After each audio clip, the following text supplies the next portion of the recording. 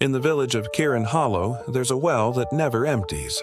Not during drought, not during flood, not even when it stopped being fed by rain. The villagers call it Mother's Mouth, and they say it doesn't give water. It trades. Give it a secret, it gives a sip. Give it a lie, it gives a gulp. But give it a name and it will never give it back. He returned home hours later, trembling. The general had choked in his sleep, his lungs filled with water, a kind no one in the village had ever seen. Once, during a war that never made the maps, a boy whispered the enemy general's name into the well. The boy never spoke again, not a word, not even his own. Now the well is boarded shut, but the villagers still hear it breathing. Deep, wet exhales that sometimes match your heartbeat. And if you dream of falling, it's not the fall you should fear, but what's at the bottom waiting to learn your name. Drip, drip, then silence too thick to breathe. In the beginning, there was only water. Then God made the mountains, and when he finished, he saw that it was good. Then God planted a garden in the mountains, and in the garden he placed a man and a woman. And he said to them, "Be fruitful and multiply." And the man and the woman lived in the garden, and they were naked and unashamed. And they had children, and the children grew up and had children of their own. And the population grew and spread across the land. Then God looked down and saw that they were all living in sin. So he sent a flood to wash away the world. But before the flood, he built an ark to save his people and the animals. And so it was that after the flood, the world was empty again. And God said, "Let there be light." And there was light. And God saw that the light was good. And God separated the light from the darkness. And he called the light day and the darkness night. And there was evening, and there was morning. And this is how the world began. In a valley where winters never break, an orchard still bears fruit. No roots should take, no blossom should bloom. And yet the trees are always heavy. They call them bone apples, pale red, cold to the touch. No seeds inside, only pulp that smells faintly of honey and snow. They say it's the sweetest thing you'll ever taste and the last thing you'll ever want, not because you die, but because you stop hungering altogether. The orchard feeds all who enter, even animals. But those who eat never leave. Not because they're trapped, they just forget why they ever wanted to go. They sit beneath the trees with full bellies, hum songs they don't remember learning, and they smile even when it snows on their bare skin. A traveler once escaped, clothes torn, mouth stained red, eyes wide. He said he tasted the apple in his dreams now. Even awake, his stomach never grumbled. He stopped eating, stopped drinking. When he died, his last breath smelled like ice and fruit. And still the orchard waits rooted in frost, blooming with kindness. Too kind.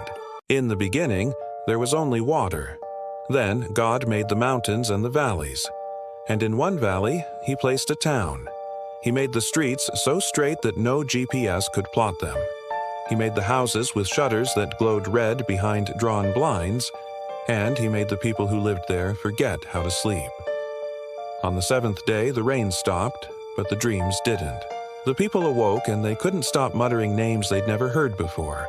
And sometimes behind locked doors, you'll hear lullabies sung backwards in a child's voice, a voice that shouldn't be there because there are no children in this town.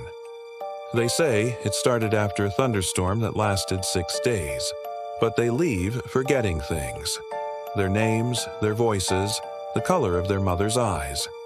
The residents say they're fine, no fatigue, no madness. They smile and they wave, but they don't blink often. The clock tower stopped working, but every hour the bells tolled anyway. If you look too closely, their shadows flicker like they're breathing separately. Those who visit and stay longer than a week report a strange calm, a slow warmth, the feeling that sleep has become optional. And when they return home, they keep the lights on forever, just in case the dark remembers them. In abandoned places, old libraries, collapsed cathedrals, hospitals whose names were erased, a staircase sometimes appears. Wooden, worn down, spiral, but not always upward. no nails hold it, no dust gathers on it. And if you stand at the bottom, you'll hear breathing from above.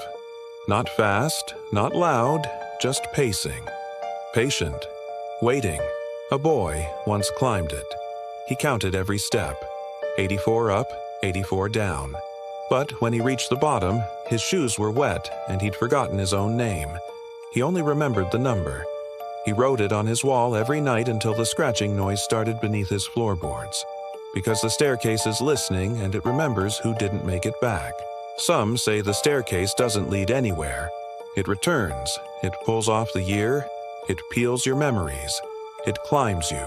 So if you find it, step lightly, step once, then stop. Sound fades, slow creak. One step, then one more, then nothing. Before the world was, there was nothing. And then there was you. You walked where you weren't meant to walk. You drank from a well that remembers, stood on bridges that never stayed, tasted fruit that erased hunger, and looked into towns where eyes forgot how to close. In the moment you asked, "Why is this road not on the map? Didn't this street used to end somewhere else?" That's when they saw you too, and they remembered your name.